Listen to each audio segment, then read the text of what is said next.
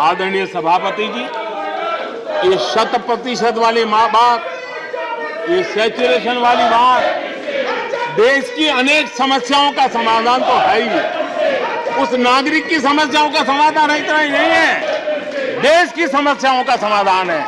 एक ऐसी नई कार्य संस्कृति को लेकर के हम आ रहे हैं जो देश में मेरा तेरा अपना पराया उन सारे भेदों को मिटाने वाला रास्ता है, सैचुरेशन वाला हम लेकर के आए। सैचुरेशन तक पहुंचने का मतलब होता है भेदभाव की सारी गुंजाइशें खत्म करना। जब डिस्क्रिमिनेशन रहता है तब करप्शन को भी संभावना मिलती है। कोई कहेगा मुझे जल्दी दो, तो कहता है इतना दोगे तो दूंगा, लेकिन 100% जाना है तो उसको विश्वास होता है भले इस महीने मुझे नहीं पहुंचा, 3 महीने के बाद पहुंचेगा, लेकिन पहुंचेगा, विश्वास बढ़ता है। ये तुष्टीकरण की आशंकाओं को समाप्त कर देता है। फलानी जाति को मिलेगा, फलाने परिवार को मिलेगा, फलाने गांव को मिलेगा, फलानी बिरादरी को मिलेगा, फलाने पंथ संप्रदाय वालों को मिलेगा, ये सारी तुष्टीकरण की आशंकाओं को खत्म कर देता है। स्वार्थ के आधार पर लाभ पहुंचाने की प्रवृत्ति को पूरी तरह खत्म कर देता है और समाज के आखिरी व्यक्ति को, जो आखिरी पंक्ति में खड़ा हुआ व्यक्ति है, और महात्मा गांधी जिसकी हमेशा वकालत करते थे, उसके अधिकारों की रक्षा इसके अंदर समाहित होती है और हम उसको सुनिश्चित करते हैं। और सबका साथ सबका विकास, ये मतलब यही है कि 100% उनके हकों को पहुंचाना। जब सरकार की मशीनरी का लक्ष्य हर पात्र व्यक्ति तक पहुंचने का हो तो भेदभाव पक्षपात टिक ही नहीं सकता। इसलिए हमारा ये 100% सेवा अभियान, सोशल जस्टिस, सामाजिक न्याय, इसका बहुत बड़ा सशक्त माध्यम है। यही सामाजिक न्याय की असली गारंटी है, यही सच्ची पंथ निरपेक्षता है, यही सच्चा सेकुलरिज्म है। हम देश को विकास का ये मॉडल दे रहे हैं जिसमें हितधारक सबको उनके हक मिले। देश हमारे साथ है।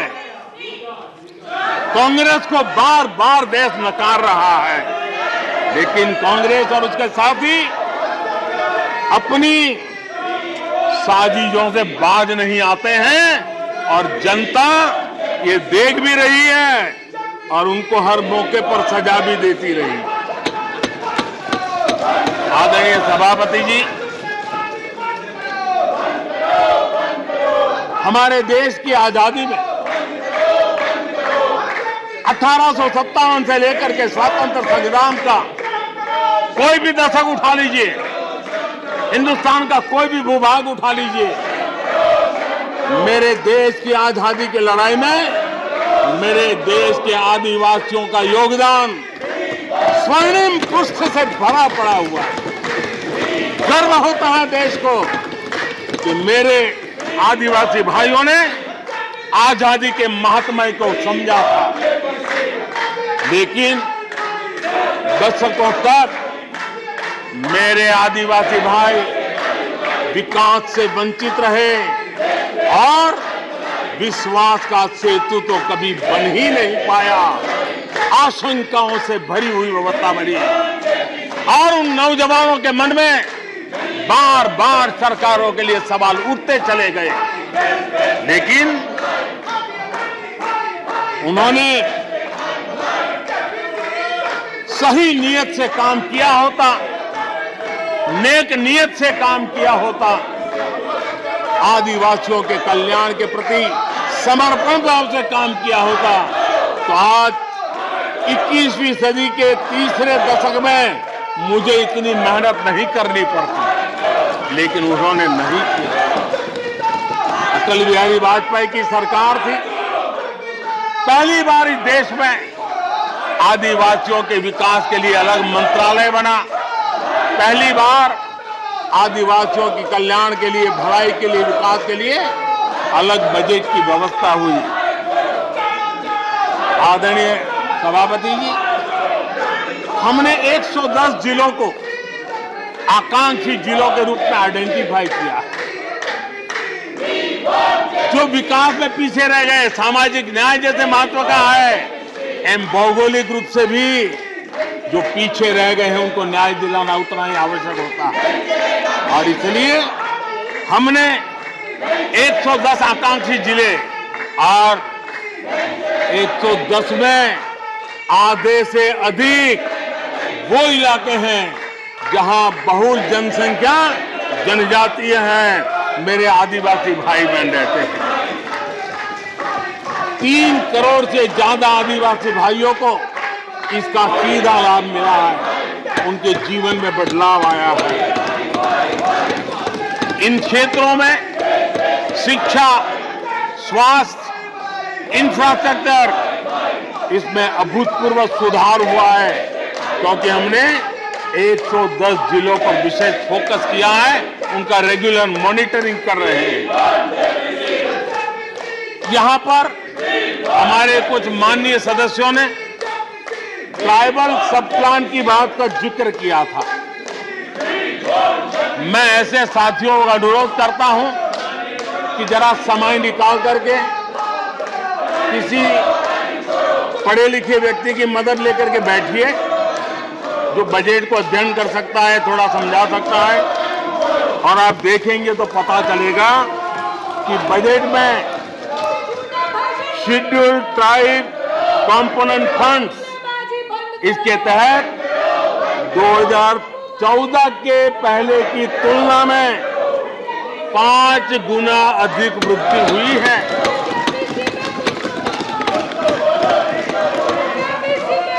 आदरणीय सभापति जी, 2014 के पहले जब उनकी सरकार थी, तब एलोकेशन 20-25 हजार करोड़ रुपए के आसपास रहता था।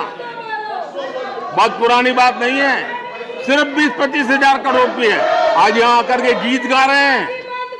हमने आकर के इस वर्ष 1,20,000 करोड़ का प्रावधान किया।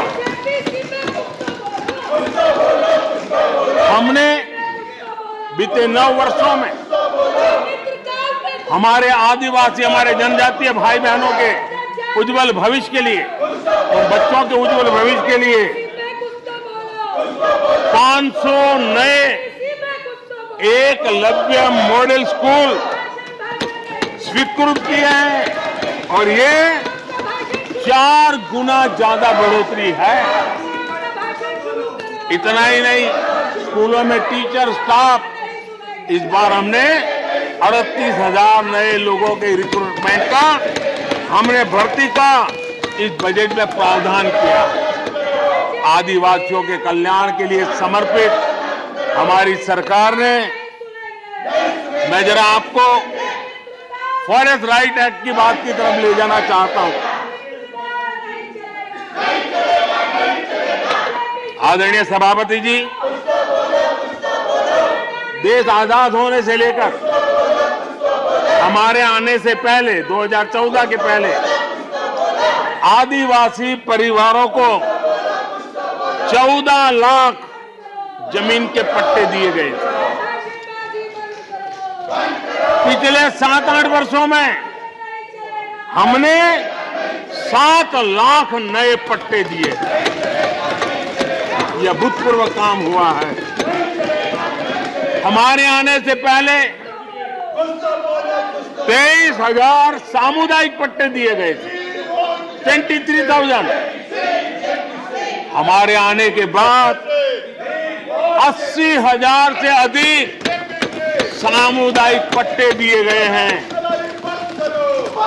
लिप सिंपैथी बता करके आदिवासियों की भावनाओं के साथ खेलने के बजाय अगर कुछ किया होता तो आज मुझे इतनी मेहनत न करनी पड़ती। और ये काम पहले आराम से हो जाता, लेकिन ये उनकी प्रायोरिटी में नहीं था। आदरणीय सभापति जी, इनकी अर्थनीति, उनकी समाज नीति, उनकी राजनीति वोट बैंक के आधार पर ही चलती रही और उसके कारण समाज की जो बेसिक ताकत होती है, स्वरोजगार के कारण देश की आर्थिक गतिविधि बढ़ाने वाला जो सामर्थ्य होता है, इन्होंने हमेशा नजरअंदाज कर दिया। उनको वो इतने छोटे लगते थे, इतने बिखरे हुए लगते थे, तो उसका उनको कोई मूल्य ही नहीं था। जो छोटे छोटे काम में जुड़े हुए, जो स्वरोजगार के ऊपर समाज पर बोझ बने बिना समाज में कुछ न कुछ वैल्यू एडिशन करते हैं, उनके प्रति दुर्लक्ष्य किया गया।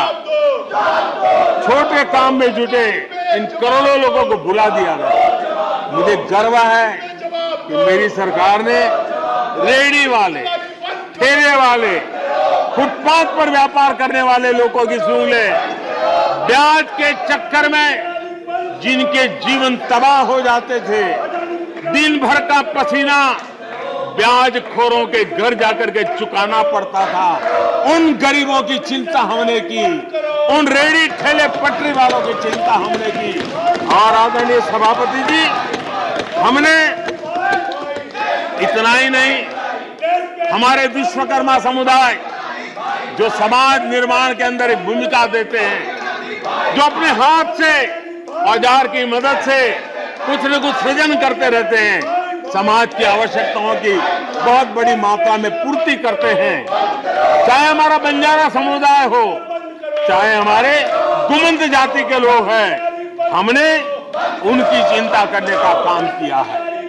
पीएम स्वनिधि योजना हो, पीएम विश्वकर्मा योजना हो, जिसके द्वारा हमने समाज के इन लोगों की मजबूती के लिए काम किया है, उनके सामर्थ्य को बढ़ाने के लिए काम किया। आदरणीय सभापति जी, आप तो स्वयं किसान पुत्र हैं। इस देश के किसानों के साथ क्या बीती है, ऊपर के कुछ एक वर्ग को संभाल लेना और उन्हीं से अपनी राजनीति चलाए रखना, यही सिलसिला चला। इस देश की कृषि की सच्ची ताकत छोटे किसानों में है। 1 एकड़ 2 एकड़ भूमि का वो बड़ा मुश्किल से 80-85% इस देश का ये वर्ग है। इन छोटे किसान उपेक्षित थे, उनकी आवाज कोई सुनने वाला नहीं था। हमारी सरकार ने छोटे किसानों पर ध्यान केंद्रित किया, छोटे किसानों को फॉर्मल बैंकिंग के साथ जोड़ा। आज साल में 3 बार सीधे पीएम किसान सम्मान निधि छोटे किसान के खाते में जमा होती है। इतना ही नहीं, हमने पशुपालकों को भी बैंकों से जोड़ा, हमने मछुआरों को बैंकों से जोड़ा और उनको ब्याज में रियायत दे करके उनके आर्थिक सामर्थ्य को बढ़ाया, ताकि वो अपना व्यवसाय विकसित कर सके, अपने क्रॉप पैटर्न को बदल सके, अपने उत्पादित किए हुए माल को रोक करके उचित दाम मिलने पर बाजार में ले जा सके। उस दिशा में हमने काम किया।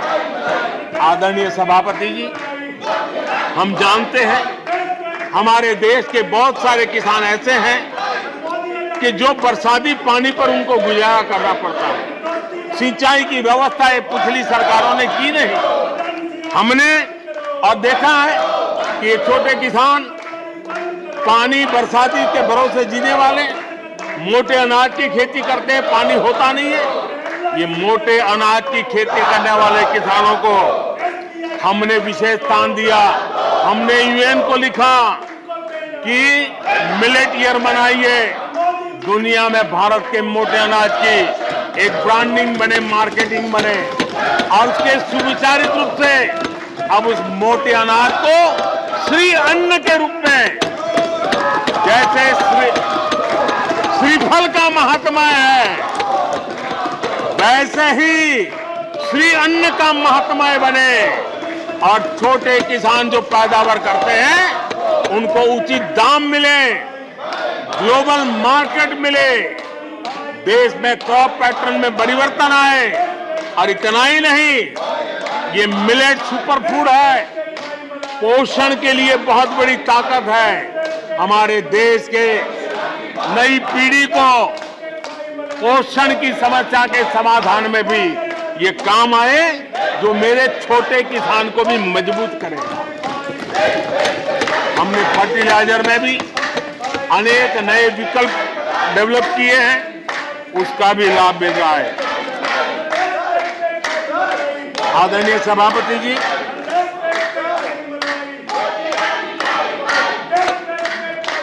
हमें बड़े कन्विक्शन के साथ मैं मानता हूं कि जब निर्णय प्रक्रिया में माताओं बहनों की भागीदारी बढ़ती है तो परिणाम अच्छे मिलते हैं, जल्दी मिलते हैं और निर्धारित लक्ष्य को प्राप्त करने वाले होते हैं। और इसलिए माता बहनों की भागीदारी बढ़े, वे निर्णय प्रक्रिया में हमारे साथ जुड़े, उस दिशा में महिला सशक्तिकरण को लेकर के, महिलाओं के नेतृत्व के विकास के लिए हमारी सरकार ने प्राथमिकता दी है। सदन में हमारे एक माननीय सदस्य ने कहा कि महिलाओं को टॉयलेट देने से क्या महिलाओं का विकास हो जाएगा? हो सकता है उनका ध्यान सिर्फ टॉयलेट पे गया हो, वो उनकी कठिनाई होगी, लेकिन मैं जरा बताना चाहता हूं, मुझे इस बात का गर्व है और मैं गर्व अनुभव करता हूं, क्योंकि मैं राज्य में रह करके आया हूं, मैंने गांव में जिंदगी गुजार के आया हूं। मुझे गर्व है कि 11 करोड़ शौचालय बना करके मैंने मेरी माताओं बहनों को इज्जत कर दिया है। मुझे इस बात का गर्व है। हमारी माताओं बहनों, हमारी बेटियों के जीवन चक्र की तरफ जरा नजर करें। हमारी सरकार माताओं बहनों के सशक्तिकरण के लिए कितनी संवेदनशील है, उसकी तरफ मैं जरा ध्यान आकर्षित करना चाहता हूं। और जिनको सिर्फ टॉयलेट पे ही सोच अटक गई थी, वो जरा कान खुल करके सुने, ताकि आगे जाकर ये बताने में उनको सुविधा होगी।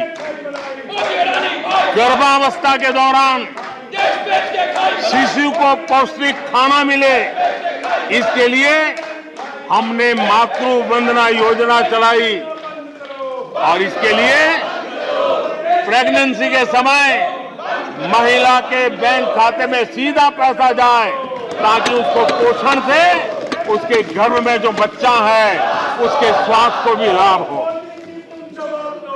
हमारे यहाँ माता मृत्यु दर, शिशु मृत्यु दर, इस गंभीर समस्या से मुक्ति का एक उपाय इंस्टीट्यूशनल डिलीवरी, हमारे गरीब से गरीब मां की इंस्टीट्यूशनल डिलीवरी हो, शिशु का जन्म अस्पताल में हो, इसके लिए हमने धन भी खर्च करना तय किया और व्यापक अभियान भी चलाया और उसके सुफल दिखाई भी दे रहे हैं।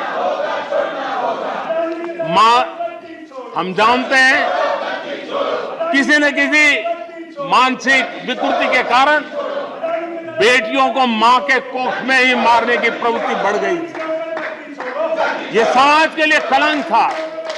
हमने बेटी बचाओ अभियान चलाया और आज मुझे खुशी है कि बेटे जन्म लेते हैं उसकी तुलना में बेटियों की संख्या बढ़ रही है। ये हमारे लिए संतोष का विषय है। हमने बेटियों की रक्षा का काम किया है। बेटी जब बड़ी होकर स्कूल जाए और शौचालय के अभाव में 5वीं 6वीं कक्षा में आते आते स्कूल छोड़ दें, हमने उस चिंता को भी किया और स्कूलों में बच्चियों के लिए अलग टॉयलेट बनाए ताकि मेरी बच्चियों को स्कूल छोड़ना न पड़े, ये हमने चिंता की। बेटी की शिक्षा जारी रहे और इसलिए हमने सुकन्या समृद्धि योजना, जिसमें अधिक ब्याज दे करके बेटियों को सुरक्षित शिक्षा की व्यवस्था का प्रबंध किया, ताकि परिवार भी उनको प्रोत्साहन दे।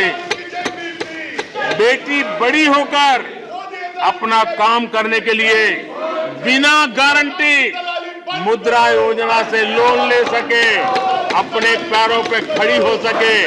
और मुझे खुशी है कि मुद्रा योजना के लाभार्थियों में 70% हमारी माताएं बेटियां हैं। हमने ये काम किया है।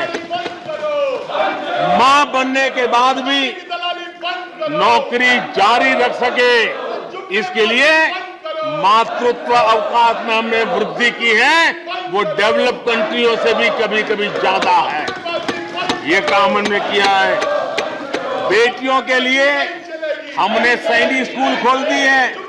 आदरणीय सभापति जी, आप तो स्वयं सैनिक स्कूल के विद्यार्थी रहे हैं, बेटियों को वहां एंट्री नहीं थी, वो काम भी हमने कर दिया। आज सैनिक स्कूलों में मेरी बेटियां पढ़ रही हैं। इतना ही नहीं, हमारी बेटियां अबला नहीं सबला है। वो सेना में जाना चाहती है, अफसर बनना चाहती है। हमने हमारी बेटियों को सेना के दरवाजे भी खोल दिए हैं। और आज गर्व होता है, सियाचिन में मेरे देश की कोई बेटी मां भारती की रक्षा करने के लिए तैनात होती है। बेटी को गांव में कमाई के अवसर मिले, और इसके लिए हमने विमेन सेल्फ हेल्प ग्रुप, उसको एक नई ताकत दी, वैल्यू एडिशन किया और बैंकों से मिलने वाली उनकी रकम में बहुत बड़ा इजाफा किया।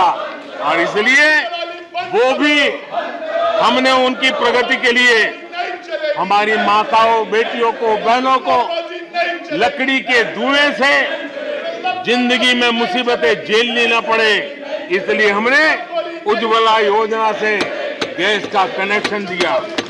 हमारी माताओं, बहनों को, बेटियों को पीने का पानी के लिए जूझना न पड़े, 2-2, 4-4 किलोमीटर तक जाना न पड़े।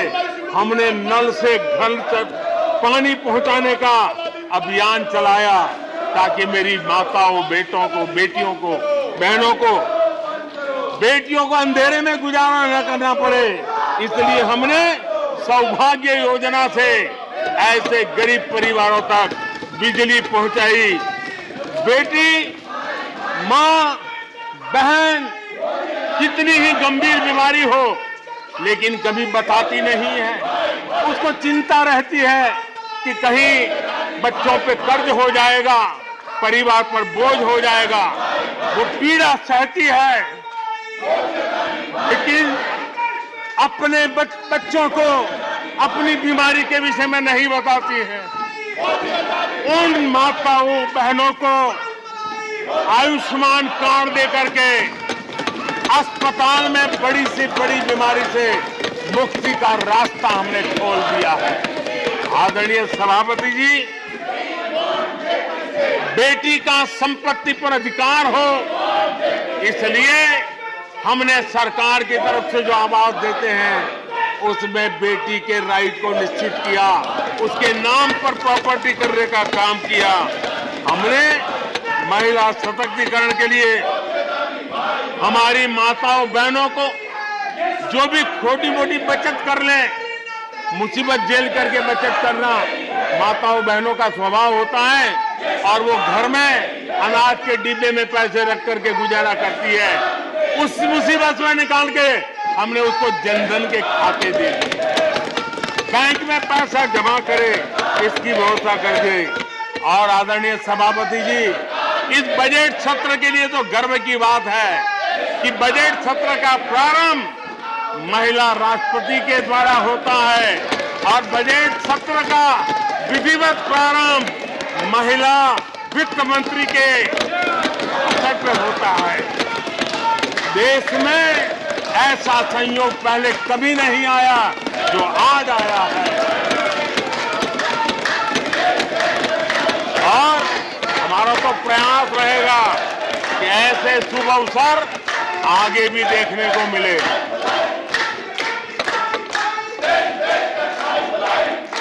आदरणीय सभापति जी, जब देश को आधुनिक होना है, नए संकल्पों को पार करना है, तो हम साइंस और टेक्नोलॉजी के सामर्थ्य को नकार नहीं सकते। साइंस और टेक्नोलॉजी के महात्मा को हमारी सरकार भली भांति समझती है, लेकिन हम टुकड़ों में नहीं सोचते, हम टोकनिज्म में नहीं सोचते हैं। हम साइंस और टेक्नोलॉजी की तरफ से देश को आगे बढ़ाने के लिए हर दिशा में काम कर रहे हैं, सार्वत्रिक प्रयास कर रहे हैं, अनेकविध इनिशिएटिव ले रहे हैं। और इसलिए बचपन में साइंटिफिक टेम्परामेंट डेवलप करने के लिए अटल टिंकरिंग लैब, ये वैज्ञानिक सोच के निर्माण के लिए स्कूल के लेवल पर बच्चों को हमने अवसर दिया। उससे थोड़ा आगे निकले, बच्चा कुछ करना शुरू कर ले, तो हमने अटल इंक्यूबेशन सेंटर खड़े किए, ताकि कुछ अगर अच्छी प्रगति की है तो उसको वो वायुमंडल मिले, ताकि वो टेक्नोलॉजी में कन्वर्ट करने के लिए वो खोज, वो इनोवेशन काम आ जाए। इसके लिए हमने विज्ञान की इस प्रगति का परिणाम, हमने नीतियां बदली। स्पेस के क्षेत्र में अब प्राइवेट भागीदारी का हमने सपना पूरा किया, और मुझे खुशी है मेरे देश के नौजवान आज प्राइवेट सैटेलाइट छोड़ने की ताकत रखते हैं। ये साइंस एंड टेक्नोलॉजी। आज स्टार्टअप की दुनिया जो मूलतः साइंस और टेक्नोलॉजी से जुड़ी हुई है, उसमें यूनिकॉर्न की संख्या में आज हम दुनिया में तीसरे नंबर पर पहुंच गए हैं। आदरणीय सभापति जी, आज ये देश गर्व करेगा कि सर्वाधिक पेटेंट, इनोवेशन और दुनिया के बाजार में टिकता है पेटेंट, ये सबसे अधिक पेटेंट रजिस्टर करने में आज मेरे देश के नौजवान आगे आ रहे हैं। आदरणीय सभापति जी, आधार की ताकत क्या होती है वो हमारी सरकार ने आके दिखा दिया, और आधार से जुड़े हुए जो विद्वान लोग हैं उन्होंने भी कहा है कि आधार के महत्व को, टेक्नोलॉजी के महत्व को 2014 के बाद समझा गया, और उसके कारण वो मेहनत अब रंग ला रही है। हमने देखा है कोविड के काल में कोविन प्लेटफॉर्म 200 करोड़ वैक्सीनेशन और सर्टिफिकेट कोविन का आपके मोबाइल पर विदिन ए सेकंड आ जाता है। लेकिन दुनिया को अचंभा तब हुआ कि भारत अपनी वैक्सीन लेकर के आ गया है कोविड में। दुनिया के लोग अपनी वैक्सीन, हमारे यहाँ कोई बहुत बड़ा मार्केट था, बेचने के लिए भांति भांति के प्रेशर करते थे, आर्टिकल लिखे जाते थे, टीवी में इंटरव्यू दिए जाते थे, सेमिनार किए जाते थे। इतना ही नहीं, मेरे देश के वैज्ञानिकों को बदनाम करने के लिए, उनको नीचा दिखाने के लिए कल तक प्रयास चले, कल तक प्रयास चले, कल तक प्रयास चले। और मेरे ही देश के वैज्ञानिकों ने आज दुनिया में जिसको स्वीकृति मिली है ऐसी वैक्सीन से, मेरे देशवासियों का ही नहीं 150 देशों के लोगों की आवश्यकताओं को पूरी किया जाता है। ये विज्ञान के विरोधी लोग, ये टेक्नोलॉजी के विरोधी लोग,